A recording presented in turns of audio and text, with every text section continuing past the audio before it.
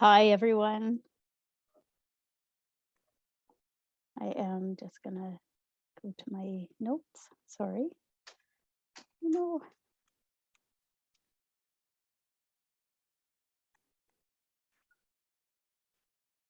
Oh, shoot. Sorry, give me one sec.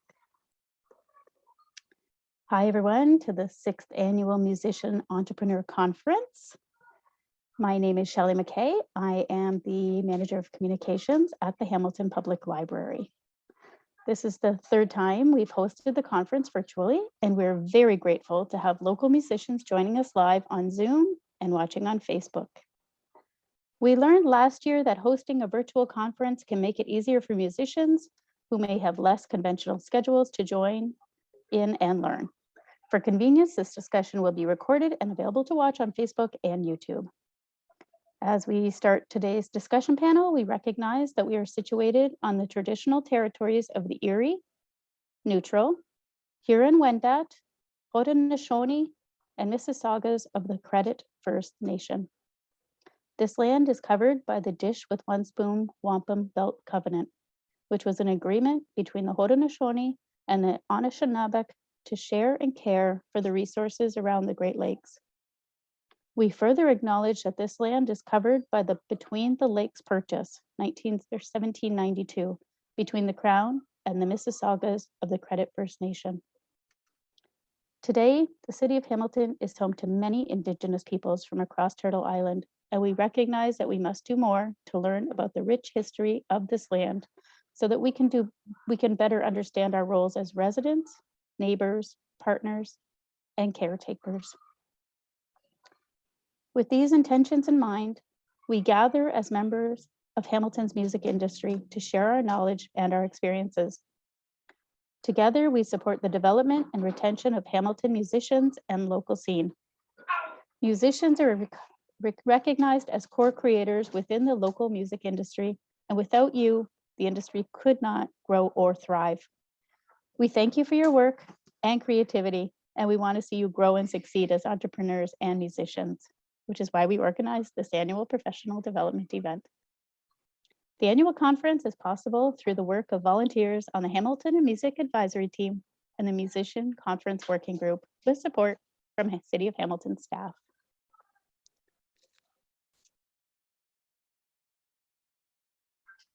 Jamie?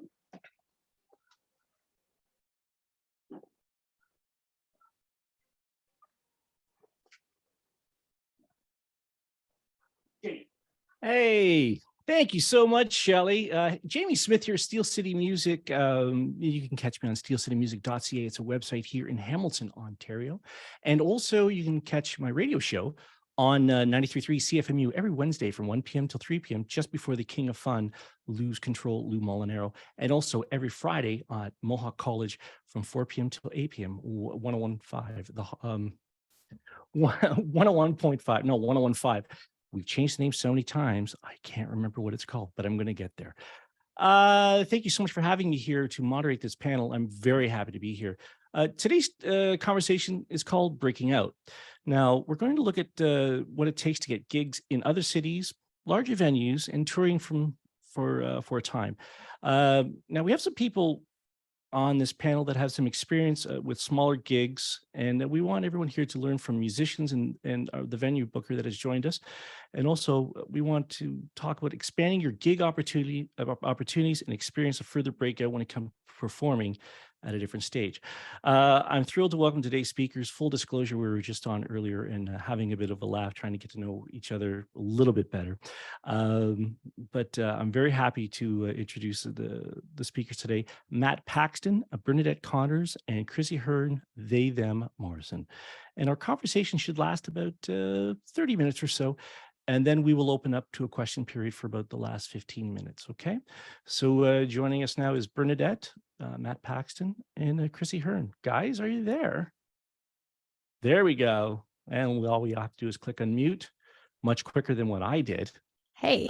There's Bernadette, there's Matt, and there's Chrisy.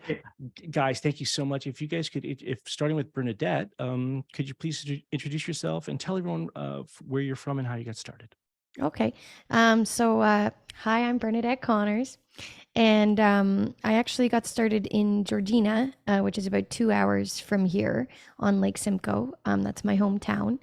And my family, I kind of grew up in a musical family. My dad opened the music store there in 1978. So from there, I just kind of learned the love of music and had a lot of opportunity to explore music in a small town.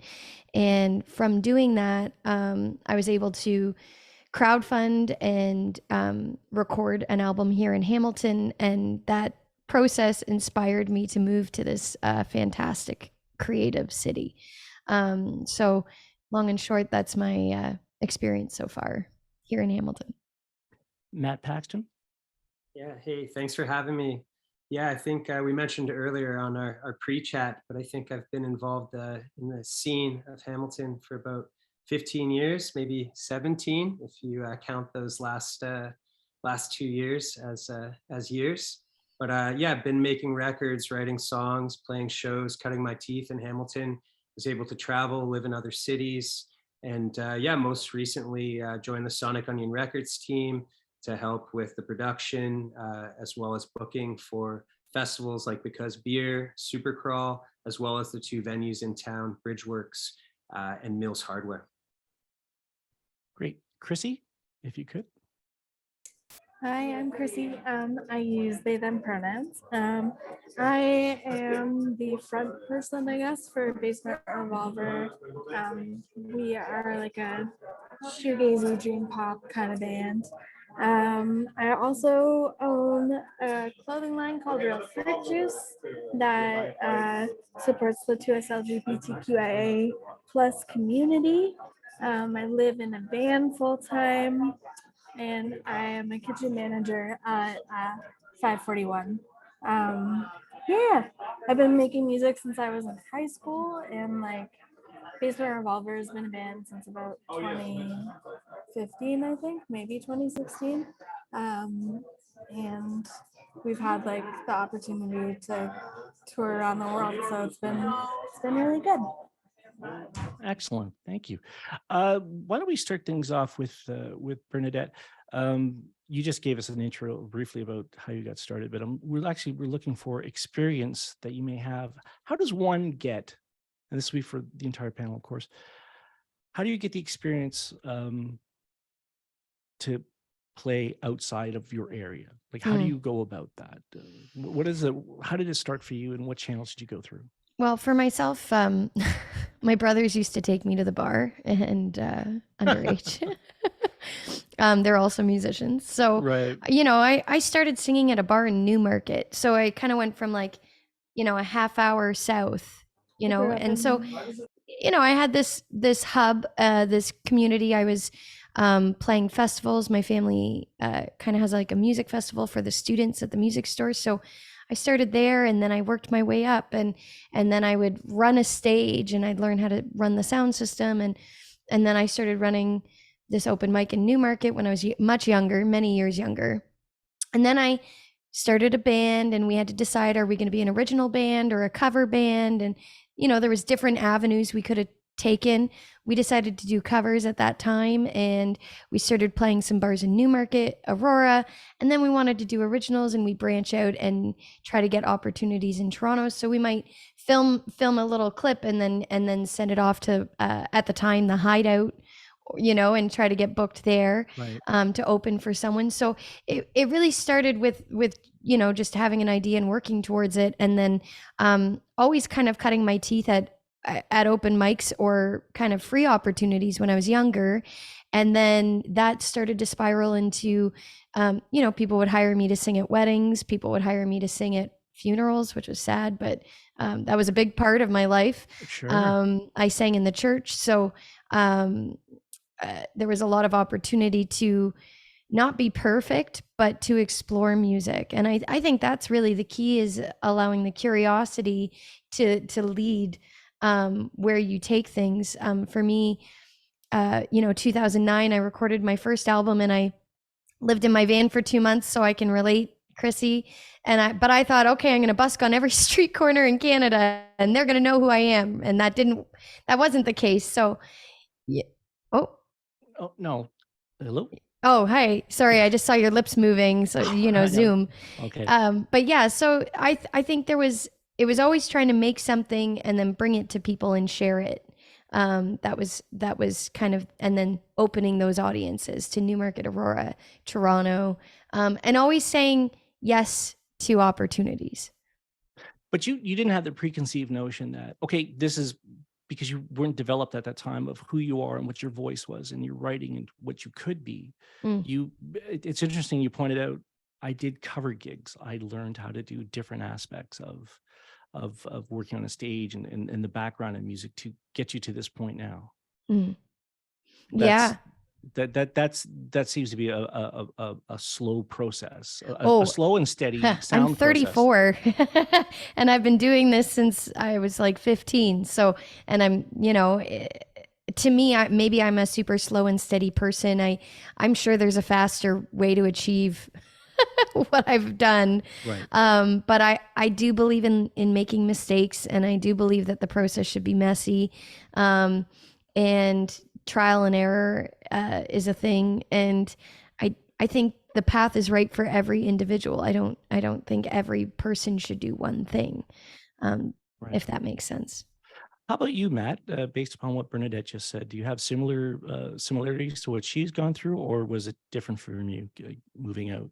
Yeah, like 100%. I think any bands that would make their way to Hamilton that I had the opportunity to maybe open for, stay in touch and you network and ask, what venues or radio stations or media outlets are from their towns, and just being able to do your research. I've hit the road a lot, and I've definitely played to empty rooms, but as you continue to visit those markets over and over, you start seeing that fan base grow, one fan at a time. And I think that's super important to just kind of stay on top of your contact list and see who's living where or moving where. And yeah, just to not treat a show like you just have to plug in your guitar or whatever instrument you play, but to also, ask questions and make connections and network, so that you could just continue to build an audience perhaps in your own town, but at the same time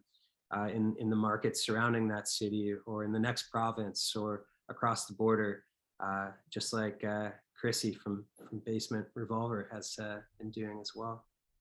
Nice segue there, Matt. Chrisy, if you could speak upon that as well. Yeah. I don't know.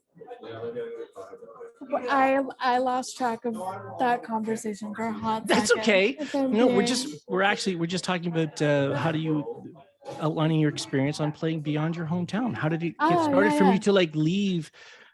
Obviously, you do these shows here in Hamilton or wherever you're from, and you build up your little audiences and your friends, and everyone starts getting into music. But then there's that great, how do you get to another gig outside of your bubble and for sure. successful at it? Yeah, I've been really lucky to be surrounded by amazing friends who have been very grassroots in the music industry for a long time. When we started out, my friend Matt Carson was running a thing called Exhale Music Group, and he just curated these really great shows with bands from out of town. He'd always throw on a local opener. It was often house shows or something cool and sneaky and weird or fun.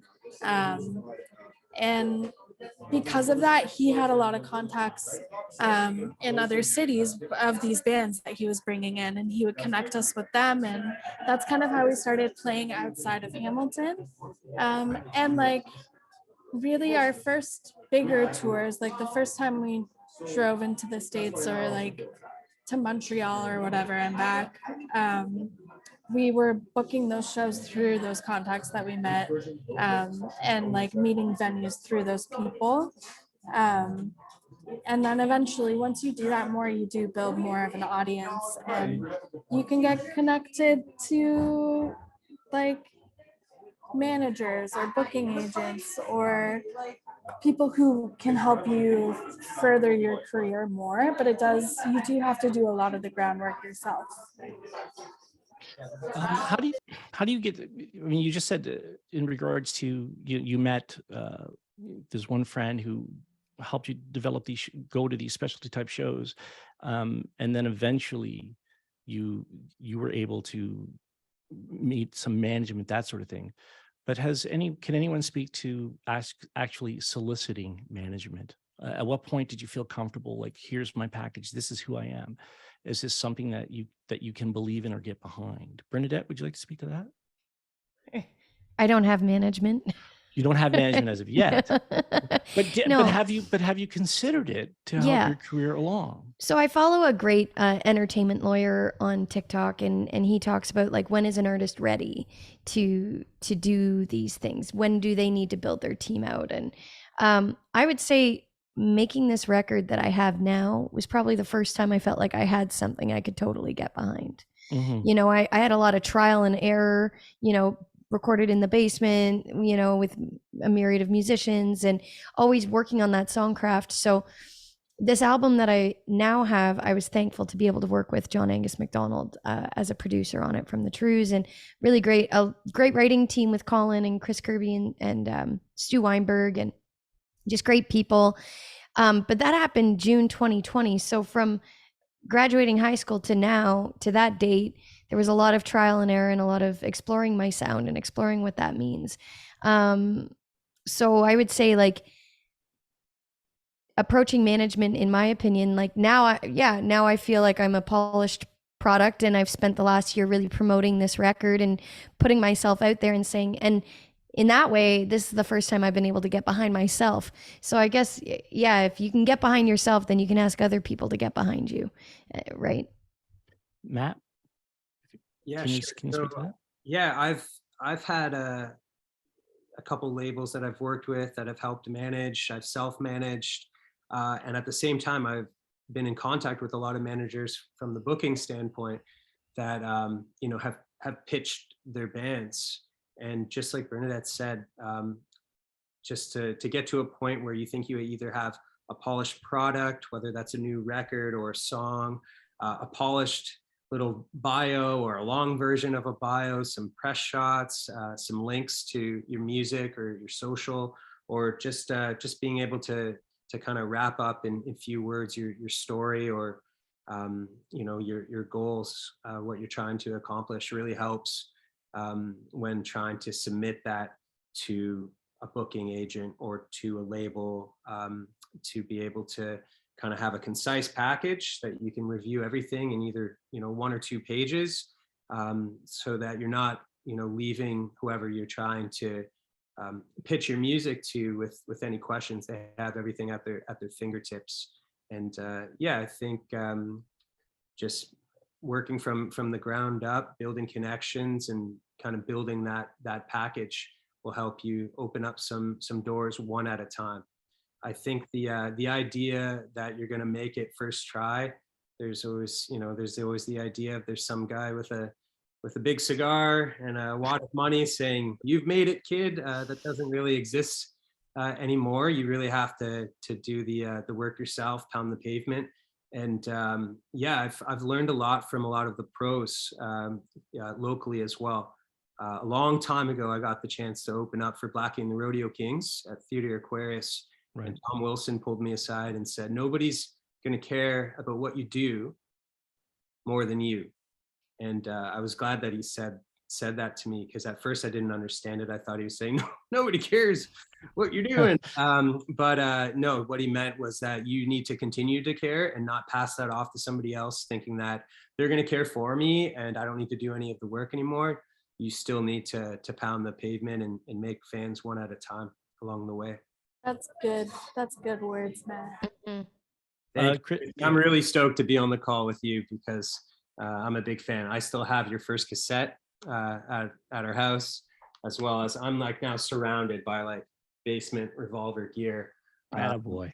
And merch. You do work for my record label. And you're doing it right.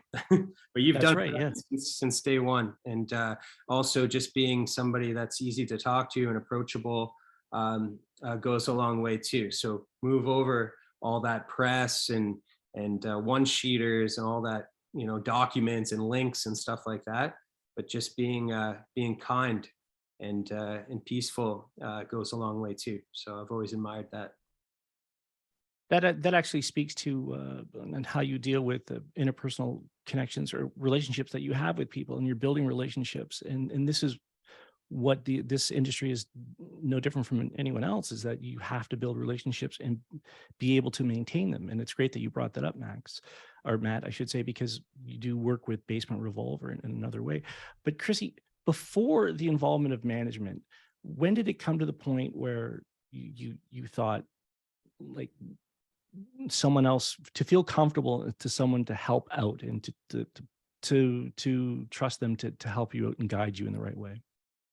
I mean, to be honest, from the beginning, we've recorded with Adam Bentley, who runs Outdoor Research. Right. And he has been in this industry for so long, and for some reason cared a lot about these kids who wanted to make shoegaze music.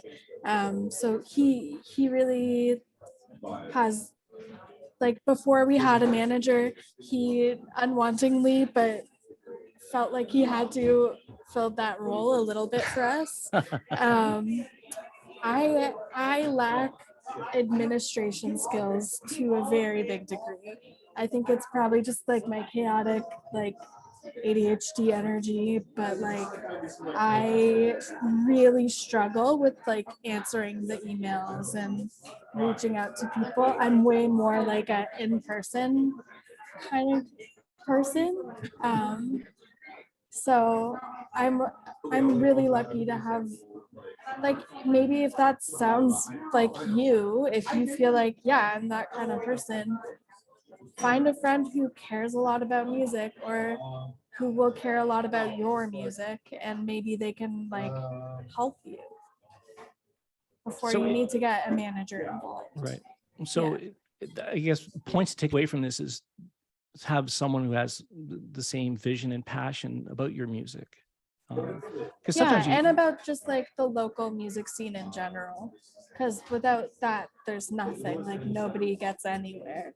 And if you want to meet people who will also come to your shows, go to people's shows, like be involved in your scene. That's an excellent point, which actually leads us, the one thing is that Chrisy pointed out is, show up to other people's shows. Doesn't matter the genre, be a participant, right? But how do then my next question is how do you get people to go to your shows now out of market, right? Because we've all you guys have like a strong following in your respective fields of music. And then when you're playing on these other bills, you're being exposed to different styles of music. You're trying to get programmed into people that might like your music. There's, whether or not Bernadette gets put on an indie folk or a kind of a rock country thing, but that might not be her. She's more of like a roots thing. And the same thing can be applied to Matt as well. What are some of the channels and techniques to get people to come to your shows? Like, what are you using that you're finding effective, and what isn't working for you? Bernadette, if you could speak to that. I don't know how I ended up being the first one to talk. I you really know what? You're appreciate. left on my screen. I'm just, I'm going that way. I appreciate everything Chrisy and Matt have to share. I honestly feel like I should be taking notes. It's, I'm really lucky. Like, Georgina got behind me, and that's where I say my artistic community is, because I've been here in Hamilton for just almost a year. And the interesting thing I'll say that I've noticed in this last year is if I have a great moment at a show and it's caught on video, I love when I share that. And it's not necessarily the moment being something I did. Like, I was singing at Canada's Wonderland this summer, and this little girl came up and she asked, she was like 4, and she asked for a song to be dedicated to her. And I thought that was so adorable and bold, and I loved it. I was like, absolutely. And I don't know why I thought this was a good song to pick, but I said, I'm going to put her name into the weight.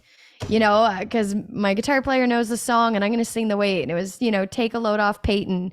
And she loved it. And her parents took a video. I said, if you don't mind sending that to me, that'd be great. And hey, is it okay, right? Asking permission. Is it okay if I share that video? They said, absolutely. We'd love to be featured on your social media. I said, great. So I posted it. And that moment, like her reaction, her like foot's tapping and she's so excited, that energy, sharing that those moments can exist at a live show, I think inspires people, especially now when we want connection and music creates that. I think sharing the good moments, I've jokingly call them showmans, and I think that's worth inspiring more people to come out, and I think that's worked. But that connection you're talking about, that's something you did that only took you a couple seconds to do, to make that connection with the person who's going to come to your next show, find interest in what you're doing, and possibly buy your music. That's a lifelong fan. Mm-hmm. This is a strange thing for me to bring up. I think what you just said there is really refreshing, because a lot of times all of us get on social media, and myself, and I'll follow an artist, and there's this certain amount of apprehension I get as soon as I follow them. I don't know if you guys get it, I know I get it all the time. You need to go and say my pre-link right here. And it's like, there's all this, oh my God, I gotta do all these things for you. And I gotta do, like, okay, I understand that I gotta do all of those things to help you get your music out there, and I'll save it and I'll share it and all those other things. But you did something different with me on Instagram today. I didn't know this was you. You had no idea. And that's, I think, is a great point. You had no idea it was me, because I didn't introduce myself. I just followed, and you said, hey, you just recorded your voice saying, hey, thank you so much for the follow. I was like, whoa, an actual human. Because in the time of like internet bots and trying to gather data and trying to follow everyone, you actually took the time to say, hey, thank you for the follow. And I thought that resonated with me. That happened to me. I followed an account and I got a voice message, and I loved how it made me feel. Right? I felt like they cared. And I thought, well, I want people to know I care. So when you followed me, I'm like, I'm going to try. You were the first person I've done this with. It's hilarious to happen today. I'm like, I want him to know I care. Thank you so much. That's great. Yeah. Matt, what has been your methodology in regards to getting people to come out and see you over time? We spoke earlier about, the repetition of playing different markets, constantly. But what have you found that has worked for you in regards to social media? For social media, yeah. So social media, definitely documenting like your set or behind the scenes, or some localized type of content. That I just played Bracebridge a couple weeks ago, so we're walking around the downtown and taking some pics. But before that, getting to town, this wasn't the case years ago when I started off, but now there's hashtags and different accounts and different media outlets that you could reach out to. I'm sure you have lots of folks hitting you up at Steel City Music when they're coming to town, because after COVID, not a lot of outlets in the media existed anymore. So years ago, I think it was picking up the phone, then it was messaging people on a chat board, then MySpace, and then now leveraging everything on social media. And I think just doing your research, finding out outside of your own city, if you're visiting other towns, booking shows, figuring out what media outlets are out there, but as well as what other bands are in town, and talking to them. There's a lot of these answers don't exist anywhere. There's no manual, so it's really asking a lot of questions, and the more questions that you ask, or the more emails that you send, the more results will come back to you. I don't know if the quote, if it's Michael Jordan or Wayne Gretzky, but it's cheesy, but you take so many shots and you'll score so many goals or baskets or something like that. It was Gretzky. Yeah, Gretzky, my favorite. But I'm looking at to involve some folks in the chat. I see Boxcar Ben from Hamilton. He's saying anyone who helps with your dreams is a valuable asset. Many artists hook each other up with gigs, which is pretty important connections to make. So I know that's been the case for myself. It hasn't just been booking agents or label owners. It's also been just a lot of bands that I've made friends with, or artists from different towns that say, you know, we'll swap gigs if we can get something set up in Hamilton. And if you make your way out to Vancouver, we could set you up there. So just making those connections and building out and traveling a little, whether you're staying at home, traveling through social media, or, you know, hitting the road. I think keeping those contacts close to you and you know, building a long lasting relationship with them is key, rather than just a one time as you're, you know, visiting a new town and then leaving the very next morning. Chrisy, can you speak to that about how Basement Revolver has evolved in regards to social media and bringing people out to a different audience, or audience, I should say, in different markets? For sure. I think like more than anything, more than social media even, connecting with people at your shows when they do come, and like spending time talking to them and getting to know them, people remember that, and that makes them want to come back and see you play again. But then also connecting with those same people, either like through collecting their emails or like following them on social media, like investing in getting to know other humans, like that goes a way farther than any algorithm can, in my mind. Okay. Well, let's see. Now, I have a list of questions here, but there's a question I like to ask right now. It to me, it's kind of it's a personal one for me, just because over the years that when I do all these interviews, and I've done own shows, and I was tour managing, I was in the music industry, there's always been this thing in the back of my head, and I'm wondering if you guys can speak to it. Self-doubt. There's a thing that has always hindered me, where whatever I was doing in my life in regards to whatever it's been, and especially in the music industry, when is there a moment that you know that, okay, I feel comfortable here, I feel comfortable doing that? Is there a moment where you're like, okay, I don't want to ask for the album back, I don't want anyone to hear it? You know, I interviewed a great guy, Drew Smith from Hamilton, Ontario, and he once said to me on a break, you know, the mics were down, he just looked at me and said, and this is how I felt at the time of my life, he said, can I get these albums back? I don't want anyone to hear this. I mean, you know, like this is a lot of me, and this is, you know, I worked for this, but then at the same time, I can't, you know. What do you guys do to overcome your self-doubt as an artist? I don't know if it's overcome or walk with it. You know, Brene Brown, I listened to all of her stuff. And, you know, she says that courage isn't being fearless. It's being able to walk with fear. I kind of messed up the quote, but, and, you know, moving to Hamilton scared the crap out of me. And saying I'm going to leave my safe space of Georgina and enter a new community. And, you know, so where does the confidence come from? I think it comes from choosing. It's a choice. It's a choice every day, to say, I'm not going to let that doubt stop me from doing something I'm passionate about. And I think for myself, when I let the passion drive me, the doubt doesn't disappear, but I do feel that I have more strength to power through that feeling time and time again. Matt, that's what I would say. You could speak to that.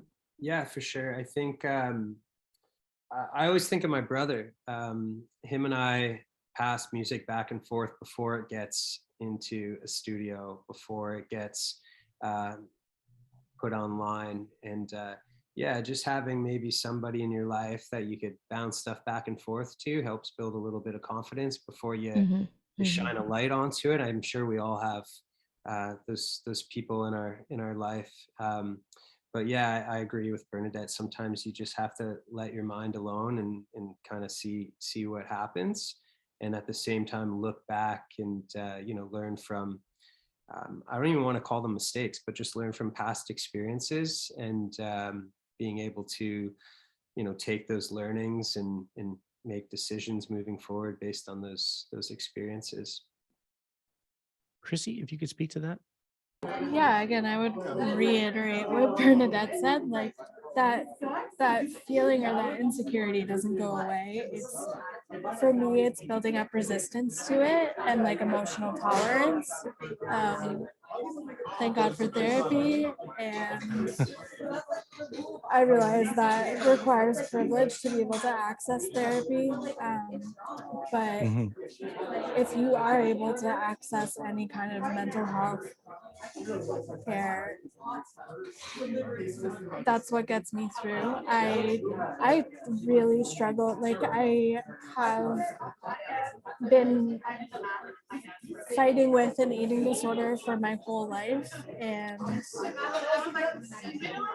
depression and anxiety, and the only way out is through. You just have to keep going, and that's how I feel about music too. I often am like, do I need to quit? Is it like Basement Revolver is not going to make it? We're done. Nobody cares. This music isn't going anywhere. But you have to constantly reevaluate why you're doing what you do. And if you're doing what you do because you love it and because it makes you feel alive, and like for me, it processes my trauma, I have to make music. I have to. And I don't know that it's any good. I can't promise that it's any good, but I hope that people can share in that experience. And yeah, for me, so much healing happens through music. So find why you want to do what you do. Mhm. I'm glad that you said that. It's just very hard for everyone to take those first steps in performing, and then to finally realize the journey that they're on into getting out of their own little area to actually keep going and knowing that they're getting some sort of positivity from, like as Matt said, he bounced off of his brother. And there's gatekeepers that we all have in our life. Like, is this good? Am I doing this right? That sort of because you do need that reassurance, and because you love what you're doing, which leads we talked about management when we talked about social media and the promotion of getting people out to shows, and the personal touches that you can do to gather an audience. What are some of the steps to getting when you're out of town, like for an opening act, like just prepping your act, like what do you go through to make sure that you could put on the show in the best version of who you are when you play on a gig? Go ahead, Brenda. So like, what are my steps to put on a great show? Yeah, like what is your process to make sure that you're putting on your best possible show when you're playing out of town, and just to be ready for a show? Like what is your methodology? Everyone has something. Everyone has a routine. The set list has to be this way for some to perform, but there's like a checklist. Did I do this? Did I invite these people? Do I have my invite list of who to come out to a show? Did I prepare something like that? Did I do my research before I get to a show? Like all those. Am I going to pronounce steps. the city properly? That kind of stuff. Well, that does happen. Yeah. You could walk out and say hello, Cleveland. Yeah. In Hamilton. In Hamilton, and some similarities. But what about that, Bernadette? What is your process? Well, I mean, I can't speak to being like an official touring artist. I'll be totally candid with that. But like the experiences I've had, I always tell myself I'm training for the opportunity. So, I what I will say, something I love about Hamilton that I discovered for myself this year was that it's like an hour from everywhere. Like Georgina, it's an hour to Toronto, or if you go the other way, you're in the sticks. Like, Sure. you don't have large populations. Hamilton, it's been great because I can go to Niagara. Like I landed a gig at Shirkston Shores every week solo this summer. So, and then I got a gig in Kitchener because I made friends with an artist in Hamilton, and things started to grow as we hear, which is fantastic. And I'm really lucky that so many people were so kind to me so far. and Toronto's an hour away. So doing that, I would say my process would be like I do my vocal exercises and I hydrate, and I invested in this product that is called a vocal mist, and it helps me hydrate my voice. But you can you can stand in the shower and steam, and it'll do the same thing. Similar thing, I should say. So there's all these vocal health. I really focus on my vocal health, I'll say, and my personal health. So whether that's I really loved what you had to say, Chrisy, about therapy and sharing that. And for myself, I don't have an official therapy, but I look up resources that are available, like Psych2Go on YouTube and these different things. And I, Oprah has this podcast called Super Soul, and I love it. And I throw that stuff on for my mindset. And so I think about, I guess, myself as an artist in the whole way, my mindset, also my vocal prep. I consider my set list with the band. If I have my band with me, we kind of talk through things, and then we hit the stage. And we just kind of say, I think it's trusting that the other work we do on our off days is going to pay off on our on days. That's what I would say. Matt, can you speak to that? Yeah, I think as soon as you arrive in a city that you're not from, and you're playing, I think you mentioned it earlier, Jamie, that you're looking to maybe invite some folks out to the show that might be able to assist with bringing other folks out. So that could be people in the music industry. So touching base again with, contacts, or if you don't have them, researching who they are at radio stations or, newspapers or online blogs or review sites, touching base with the local record shops. You could drop off your CDs or your vinyl or your cassettes or whatever you have at those places, and make friends and make connections. I think that's probably the theme in every single discussion throughout this whole conference, is networking and building long-lasting relationships and connections. But yeah, like making sure that maybe you're leaving that city with like a unique performance. It's not just the same show, copy and pasted.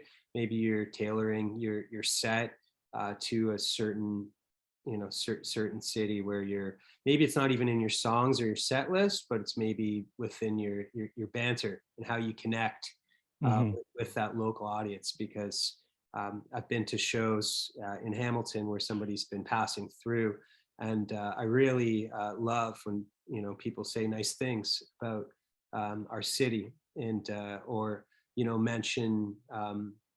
I just saw By Divine Right play at Mills Hardware, and Hot Kid, a band, opened up for them. They're a band from Cambridge and out of town, and they had very nice things to say and a nice tribute to Gord Lewis, rest in peace. And that really connected with me, that they did their research, or they already know, and they're mentioning the people that came before us and the people that paved the way.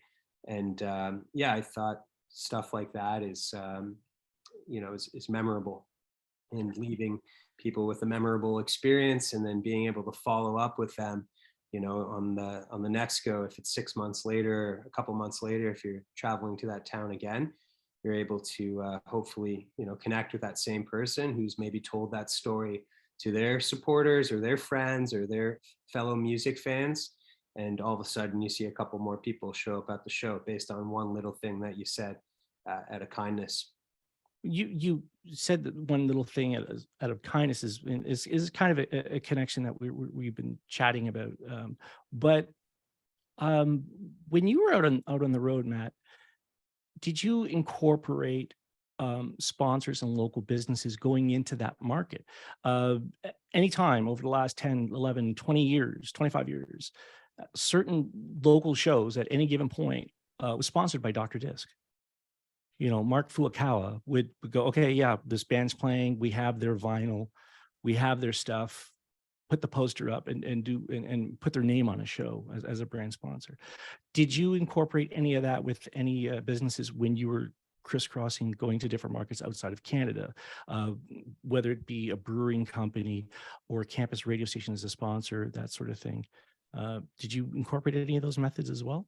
Yeah, like I always was picking up the phone or researching those myself. At some point, I got a little bit of help with some press and publicity that, shared their Rolodex and contacts. But like I said, record shops, music fans, you got to find out where the music fans are. In Vancouver, I knew to stop by Zulu Records. In Guelph, I knew, the crew at Red Cat, just different venues and touching base with them. Venues that don't exist anymore in Peterborough, talking to folks at the Spill, finding out what other shows are coming up. So maybe potentially you could get on a bill and introducing yourself. I think, radio stations, record shops, news outlets, music stores. You have a lot of musicians and fans going into the music shops, and you bump into people, and just asking questions, introducing yourself, and asking people about what they have going on will lead and spark a conversation that leads to a door opening and more opportunities coming your way. Chrisy, can you speak to that with Basement Revolver? Once you guys got picked up with the fine folks at Sonic Onion were helping you out and putting together shows, did you notice a difference in shows in regards to like we were just talking about, having a sponsor on a show to bring greater notoriety to the band and an audience wise? Totally. I think more than anything, like a good promoter goes a long way. Like I mentioned earlier about Exhale Music Group, but like there's really niche promotion companies that put on like really sick indie shows. There's like, yeah, just find good promoters. They will do a lot of the legwork with you and for you. Yeah.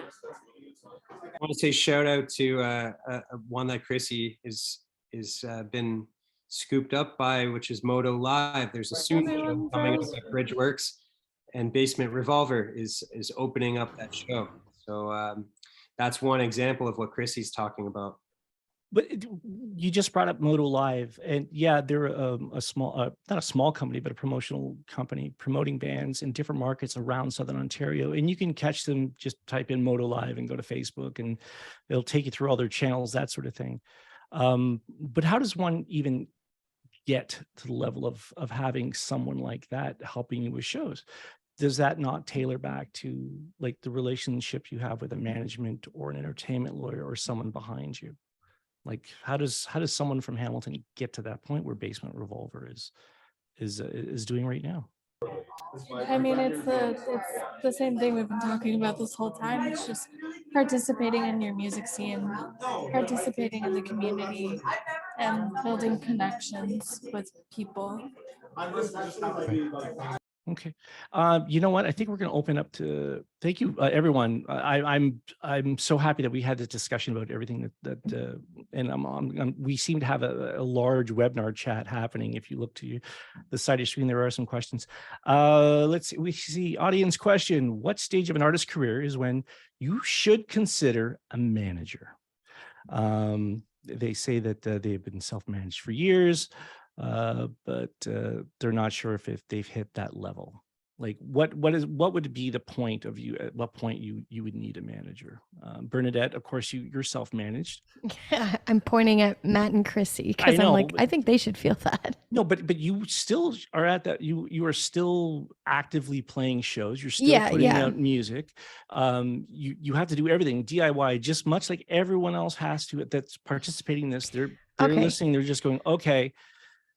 What I'm doing. When do I feel comfortable turning this over? So in my mind, it's when I have the income stream in a place where the percentages make sense. It's a business. Mm-hmm. So, and I don't mean to even make a cringe, like it's a business, right? So if I think about it like a business, I want my income streams to hit a point where other people can benefit too. And again, going back to this entertainment lawyer, Kurt Dahl that I follow on TikTok and Instagram,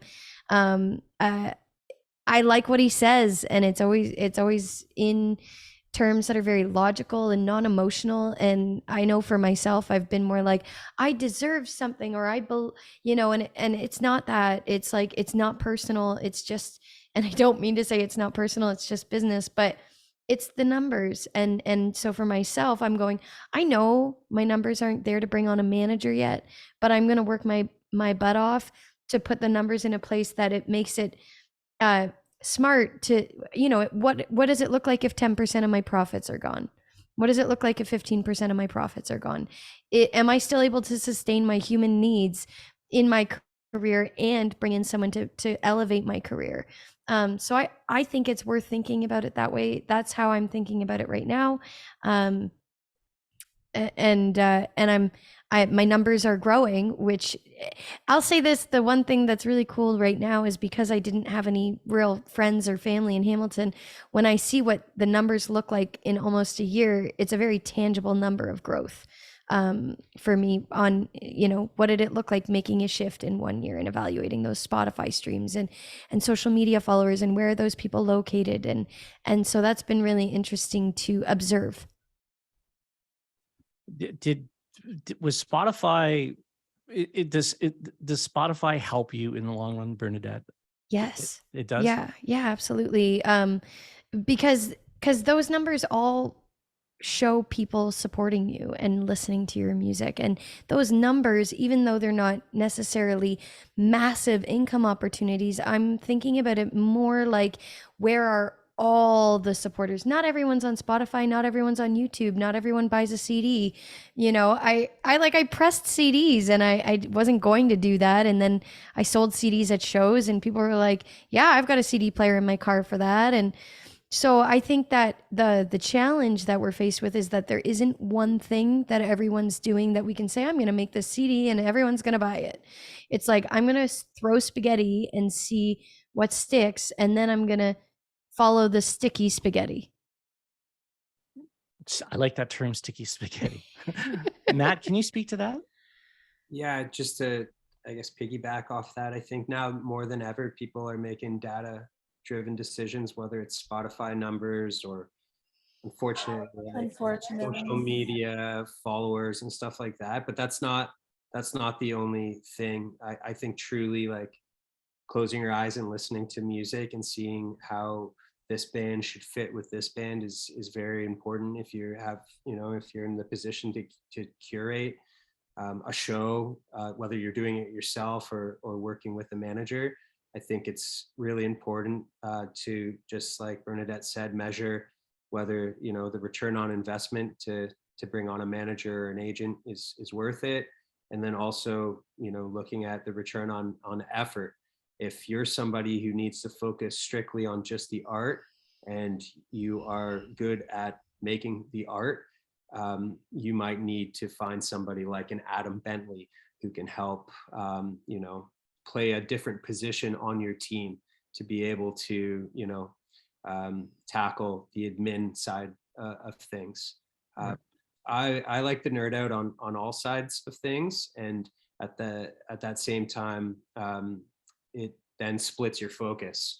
So when I've worked together with a band or a team, I've seen things take off way faster than doing it yourself. So being able to make connections and, surround yourself by people that also care and are truly going to support you is only going to help you out. Chrisy, can you speak to Basement Revolver? How to that question? Yeah, can you just repeat the question for me? So sorry. No, that's okay. We were doing the with some. I'm getting messages here saying we got to wrap up soon. I'm sorry about that. Prepping. What's the prep act? That I think we asked that last question, so I think we're almost done here. But sorry, Chrisy, I'm going to get to some of these other stuff that people really want to. That we should get to. Let's see. Here's one interesting question. Should an artist be steadily performing in and outside of their city before even considering applying for a festival circuit?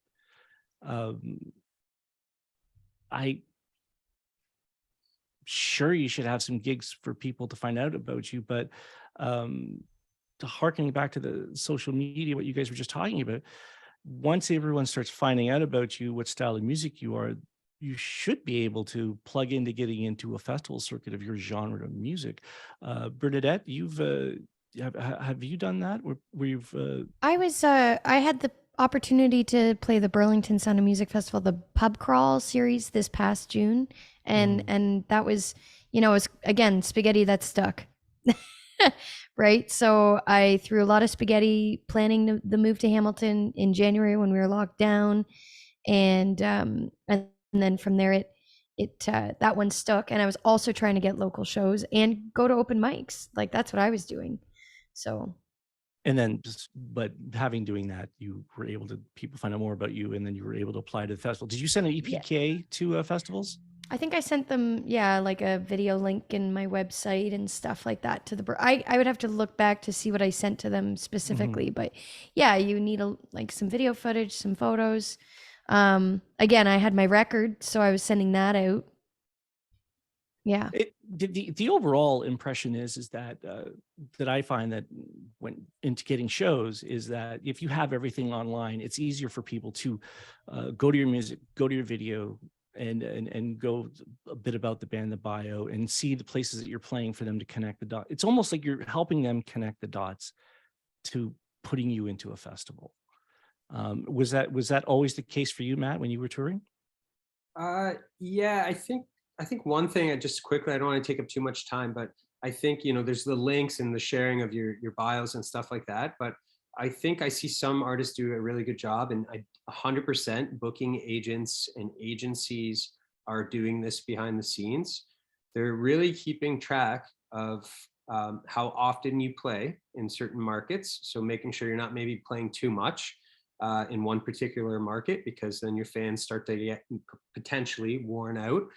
So kind of keeping track of, how many people that you brought out when you say, I'm going to say Guelph, the last time you played in Guelph outside of Hamilton, because behind the scenes when booking, that's some of the questions, whether that's a secret or not, that's some of the questions people are asking, because they want to make sure that the show is going to go well for the venue. Venues have lots of expenses with sound techs. There's lots of other people involved with music outside of just the musicians. So I think, keeping track of, how many people came out to your show or how many tickets you sold, not only helps people book you in the future, but allows you to create and keep track of your benchmark.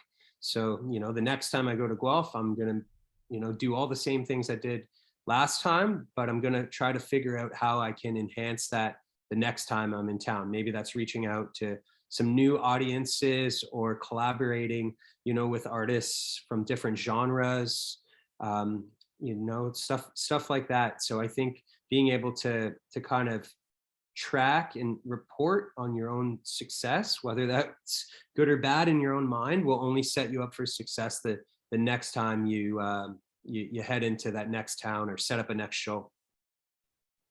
Guys, we've run out of time. This kind of blew by really, really quickly. Thank you so much. I'd like to thank all of today's speakers for being here. Just quickly, if you guys like to mention or promote anything that you're doing right now, so we can get it in. Bernadette, go ahead. I have a show at the Casbah, November 19th, my 1-year anniversary of my album, but also 1 year of living in Hamilton. Yay! Yeah. Okay. Matt Paxton? I'm just happy that I have something lined up to be able to say something. I'm playing the Art Gallery of Hamilton for the AGH Fest on Friday at 5 p.m. Chrisy, anything? Yeah, we have a show on Friday at Bridgeworks with tunes and activity. So yeah, come to that. Once again, thank you guys for taking the time out to have this discussion, and hopefully the people that participated, I know I got some more information on how things are happening to get out of this city and how you particular artists are doing very well. And it's been my pleasure to chat with you guys today. Just as a reminder, and I also like to thank the audience as well for participating, all the questions from everyone. Wes Gray, Boxcar Ben, keep it up on the social media, bud. We're all on top of that. I appreciate all your messages at Steel City Music. Also, please check out our conference website at hamilton.ca/musician conference to see more of the recordings. Remember, you can also watch the conversation live on Facebook account at Hammont Music. And thank you very much. and everyone's gone. And there you go. That was a lot of fun. Bye. Oh, thank That you. was fun. I gotta go though. It was really great to meet you guys. It was very great conversation. Good to meet you, Chrissy. Good to meet you, Bernadette. And Matt, Yeah. I shall chat to you very soon. Yeah, thank you.